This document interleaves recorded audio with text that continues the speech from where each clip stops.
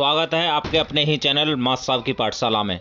इस वीडियो में हम देखेंगे कि आपको कौन कौन से कार्य हैं जो जल्द ही आपको समाप्त करने हैं, नहीं तो आपको जून में भी आना पड़ सकता है। चाहे वो हेडमास्टर हों, चाहे सहायक हों, चाहे शिक्षा मित्र हों, जो आदेश दे रहे हैं उनकी ही जुबानी सुनेंगे। तो देखते हैं क्या कहा है महानिदेशक महोदय ने। अधिकारियों का स्वागत है। जैसे आप अवगत हैं, शिक्षकों को प्रेरणा पोर्टल पर जितने बच्चे नामांकित हैं उस डेटा को अद्यतन करना, त्रुटि रहित करना, सुनिश्चित करना है। अगर उसमें कोई डुप्लीकेट है तो अंकित करा लें।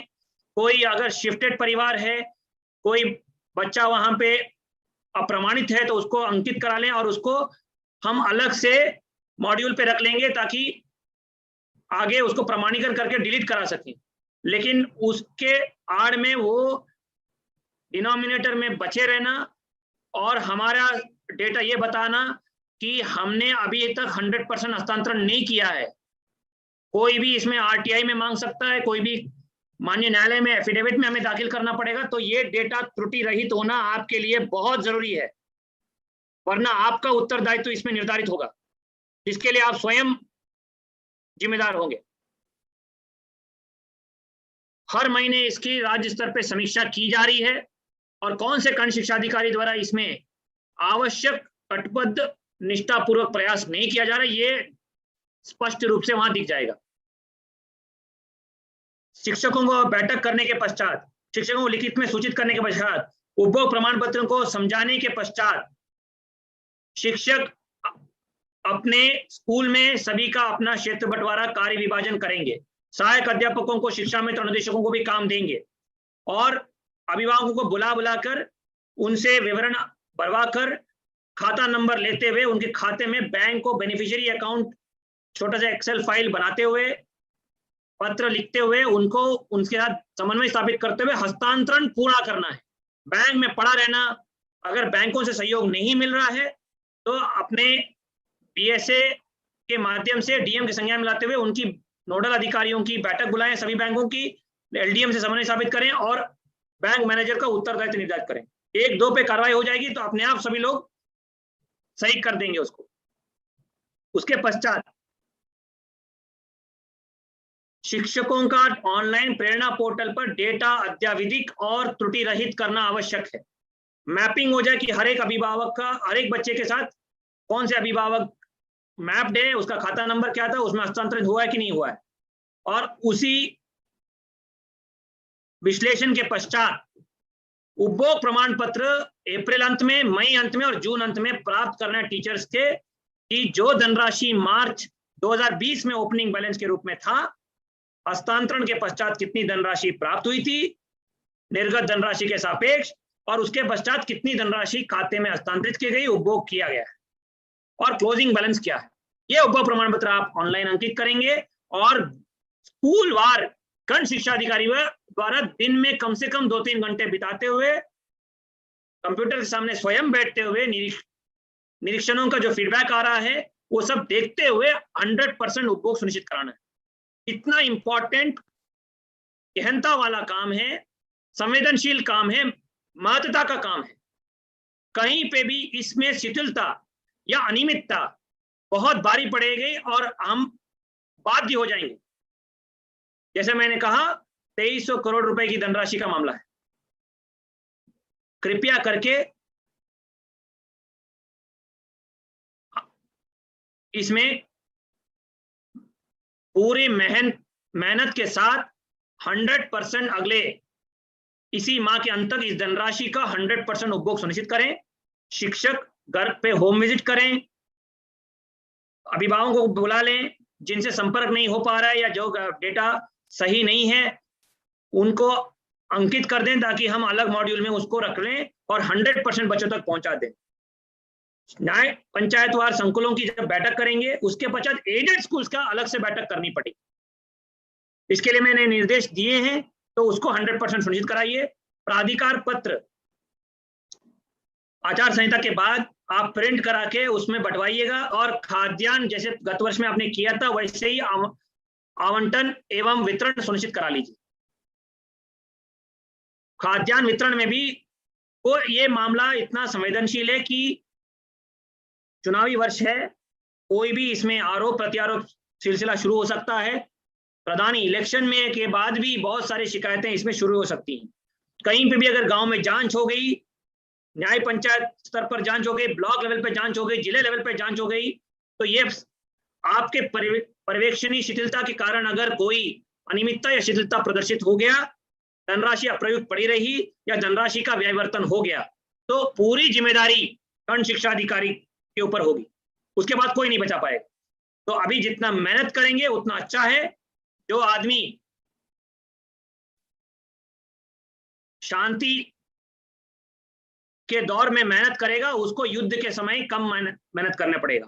तो अभी कोरोना काल में आपके पास समय है, आप कोविड प्रोटोकॉल का पालन करते हुए, अपने शिक्षकों को प्रेरित करते हुए, उनका उत्साहवर्धन रखते हुए ये कार्य गहनता से मॉनिटरिंग करते हुए पूर्ण कराएं, ताकि बाद में कहीं पे अगर जांच या कोई ऐसा मामला आ गया तो कहीं पे भी आपको डरने की जरूरत नहीं पड़ेगी और हम लोग पूरी टीम आपको बैक करेंगे और आपके साथ खड़े रहेंगे।